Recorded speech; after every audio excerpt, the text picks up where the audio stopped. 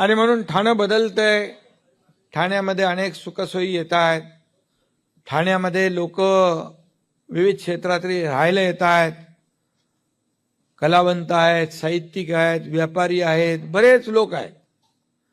मी देखील अनेक दुकानांची उद्घाटन करायला जातो आणि एक दुकानाचं उद्घाटन झाल्यानंतर 2 वर्षांनी परत दुसऱ्या दुकानाचा तोच माणूस येतो उद्घाटन करा म्हणून सांगायला. हे कधी होतं? जेव्हा ते शहरामध्ये व्यापारी सुरक्षित असेल, व्यापारी सुखी आनंदी असेल, तरच ह्या सगळ्या गोष्टी वाढत जातात. आणि म्हणून जिथं मोठी विकास गृहसंकुलं असतात, मोठ्या नागरी वसाहती येतात, तिथं बाजारपेठ पाहिजे, नाही तर बाजारपेठेशिवाय शोभा नाही आहे.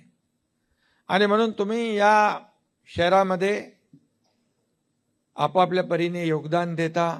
या शहराच्या विकासामध्ये आपलं देखील योगदान आहे, व्यापारी लोकांचं.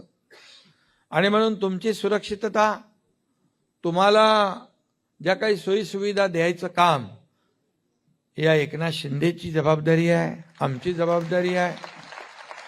आणि म्हणून तुम्हीच या ठाणेकरांनी या ठाण्यातल्या एकनाथ शिंदेला एक शाखा प्रमुख ते राज्याचा मुख्यमंत्री पण बनवलं. आता मला मगाशी जाता जाता सांगत होते मनातली गोष्ट, मी काय बोलू इच्छित नाही, पण ती मनातली आहे त्यांची. तर या ठिकाणी मी एवढंच सांगतो की आपलं जे काही नातं आहे, मुख्यमंत्री उपमुख्यमंत्री का आमदार म्हणून नाही आहे, एक पारिवारिक नातं आहे, आपलं एक कौटुंबिक नातं निर्माण झालेलं आहे. आणि म्हणूनच आज आपल्याला मी सांगू इच्छितो, इथे आपले नयन बेदाजी आहेत, दीपक बेदा आहेत, दीपक बेदाजी इथं आहेत, अनेक व्यापारी लोक इथं बसलेले आहेत, सुरेश आहे. आणि एक मंदिर आपण बनवलं आहे, त्रिमंदिर ना, त्रिमंदिर आपण बनवलं आपल्या साकेतमध्ये. तुम्ही गेले की नाही तिकडं? एकदम सुंदर मंदिर झालंय. आता एक कॅन्सर हॉस्पिटल आहे, त्याचं काम आपण जलद गतीने सुरू करतोय ठाण्यामध्ये. एक आपलं महावीर हॉस्पिटल आहे.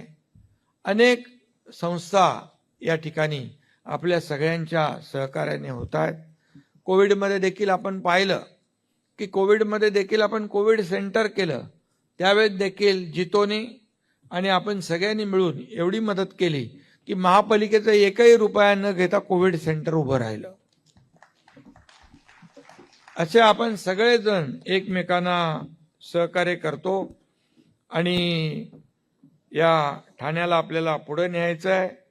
ठाण्यामध्ये खूप मोठ्या प्रमाणावर इतर सगळ्या समाजाचे लोक राहत आहेत.